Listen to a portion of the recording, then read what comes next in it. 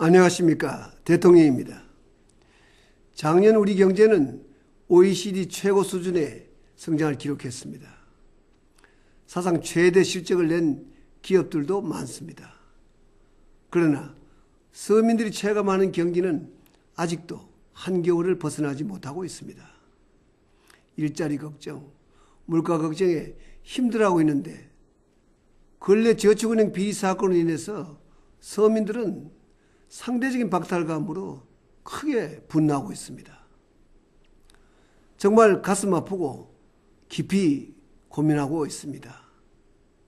이번 저축은행 비리는 지위 고하를 막론하고 엄히 다스리겠다는 당초 약속대로 지켜나갈 것입니다. 이런 가운데 연봉 7천만 원을 받는다는 근로자들이 불법 파업을 벌이는 안타까운 일이 벌어졌습니다. 평균 2천만 원도 못 받는 비정규직 근로자들이 아직도 많습니다. 그 3배 이상을 받는 근로자들이 파업을 한 것입니다. 이번 경우는 단순히 그 기업만의 파업이 아니라 전체 산업에 미치는 영향이 크기 때문에 국민들을 불안하게 했습니다. 기업 한 곳의 파업으로 전체 산업을 뒤흔들려는 시도는 이제 국민이 결코 용납하지 않을 것입니다. 작년 발레오 전장 경주공장도 같은 일이 벌어졌습니다. 이 기업의 평균 연봉도 7천만 원이 넘었지만 회사는 적자를 보고 있었습니다. 상습적 파업이 계속되자 해외 투자자는 국내 공장의 문을 닫고 철수하기로 했습니다. 다행히 문을 닫기 직전 노조는 극적으로 상생의 방향을 택했습니다. 그 결과는 놀라웠습니다.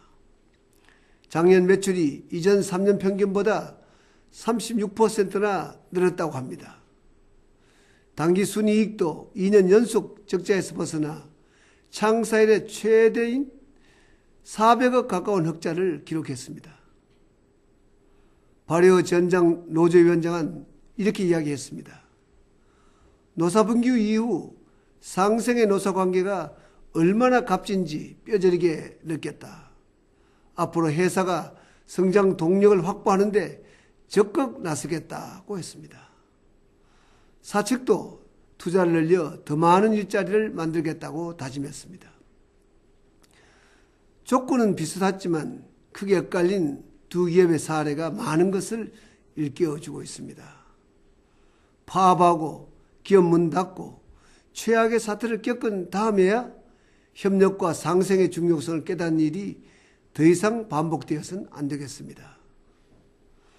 스위스 국제경영개발원이 발표한 세계 경쟁력 평가 결과 우리나라의 노사관계 경쟁력은 59개국 가운데 53위에 머물렀습니다. 우리는 지금 전 세계를 무대로 치열하게 경쟁하는 21세기 글로벌 경제 시대에 살고 있습니다.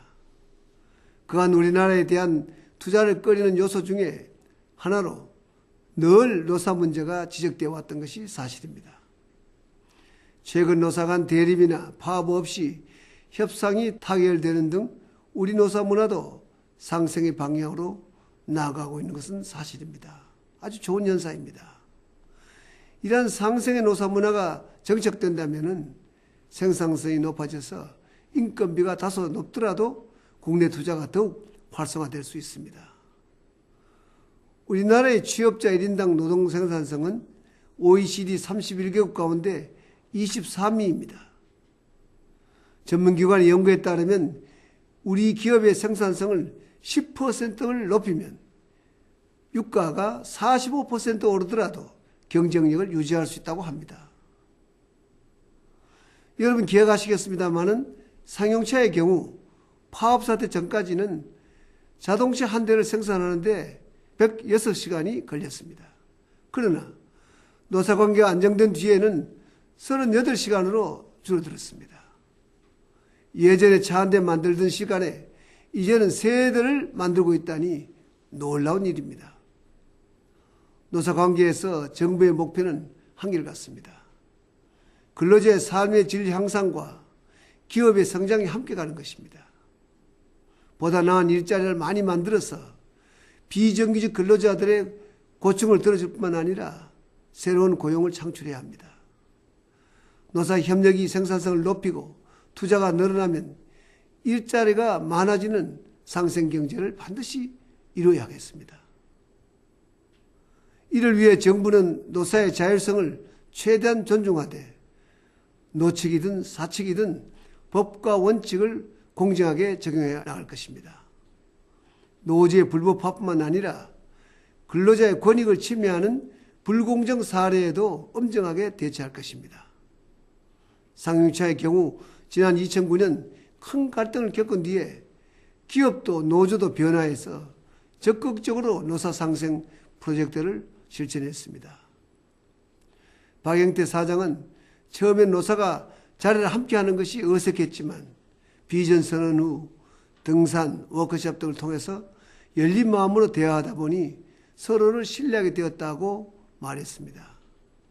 그 결과는 놀라운 것이었습니다. 근로자 자신이 존중받고 있다는 느낌, 마음의 인센티브가 물질적인 인센티브 못지않게 중요하다는 것을 알게 되었습니다.